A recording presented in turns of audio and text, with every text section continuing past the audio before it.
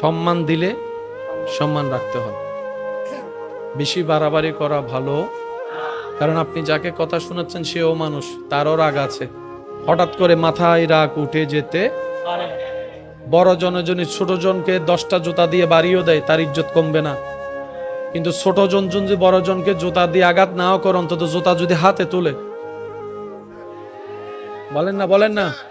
তো শয়তান তো সবসময় লেগে থাকে যাতে এরকম বিশৃঙ্খলা যেন পৃথিবীতে হয়, মানুষ যেন বিশৃঙ্খলা করে, আল্লাহরও প্রিয় হয়, এটা শয়তানের সবসময় চাওয়া। সেজন্য বড়দেরও উচিত ছোটদের বিষয়টা মাথায় রাখা, ছোটদেরও উচিত বড়দের বিষয়টা মাথায় রাখা। এক কথায় আল মুসলিমু আখুল মুসলিম, এক মুসলমান অপর মুসলমানের ভাই। চেহারার পরিচয়ের দরকার নাই, রক্তের সম্পর্কের দরকার নাই, নাই কোনো সম্পর্ক নাই। হতে পারে আমি চিনি না, রাস্তায় হাজার মানুষ, কাকে কে চিনবে, এটাই তো বাস্তবতা। কিন্তু না রে ভাই না, আপনার আমার সম্পর্ক অবশ্যই আছে, আপনার আমার আত্মীয়তা সম্পর্ক অবশ্যই আছে। আমার ভাই প্রশ্ন করে, ভাইয়া কিভাবে সে সম্পর্ক?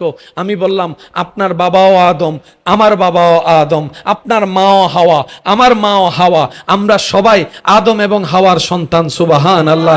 সেই পরিবেশে, সেই পরিস্থিতিকে, সেই আপনার পরিচয়কে আরো মজবুত করে দিয়েছেন।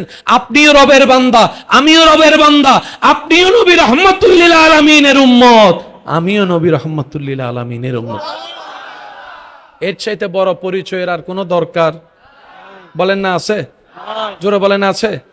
এই যে রমজান মাস যখন আসে, এমনি কেউ কাউরে খাওয়ায়, পরিচিতরা অনেক সময় খাওয়াইতে দেখা যায়, কিন্তু রমজান মাস আসলে দেখবেন আমার ভাইয়েরা যখন ইফতারি নিয়ে বসে থাকে আল্লাহর হুকুমের অপেক্ষায়, পথচারী রাস্তা দিয়ে যাচ্ছে, ডেকে বসাই দে, ভাই আসেন,